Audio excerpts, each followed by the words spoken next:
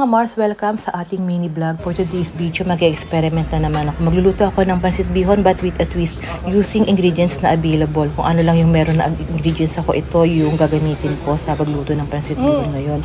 So yan, gumamit ako ng garlic, minced garlic using olive oil. Putay lang natin siya till golden brown. Dahil wala akong cabbage, wala akong mga green beans na ganyan. Yung ordinary na sinasawag sa pansit, ito yung mga gagamitin ko. Nag-add ako ng white onion dahil wala akong red onion. So ayan, nag-add ako ng cherry tomato dahil wala akong ordinary na tomato. So sauté lang natin siya yan hanggang maluto.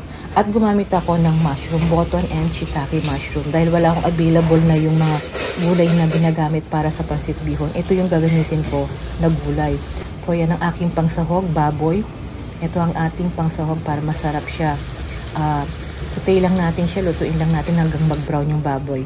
And then mag-add tayo ng salt and pepper. So yan, lutuin natin siya ng maigi. And then mag-add tayo ng soy sauce. And then let it simmer para maghalo yung mga ingredients niya, yung mga lasa niya. And then mag-add tayo ng tubig. And hayaan natin siyang kumulo. Takpan natin. Pakuluin muna natin. So ayan, kumukulo na siya guys. At ito ang aking twist. Ito ang aking ingredients na inad. Gumamit ako ng spicy curry powder at garlic salt. So yan, 1 spoon ng spicy curry powder ang gagamitin ko. So ito ang aking with a twist na ingredients. So second time ko na itong niluto guys. Masarap naman siya, panalo. So gamit na rin kayo ng mga ordinary na pangsahog. Mag-add lang kayo ng spicy curry powder para pang pa-enhance lang ng lasa. Panalo siya guys. Pasok. Pwede nyo siyang i-try. Masarap din.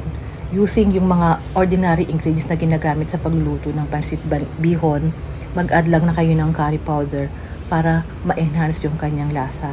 Try nyo guys, panalo siya. So ilang muna ang ating mini vlog for today's guys. Thank you for watching. Subscribe. Ciao!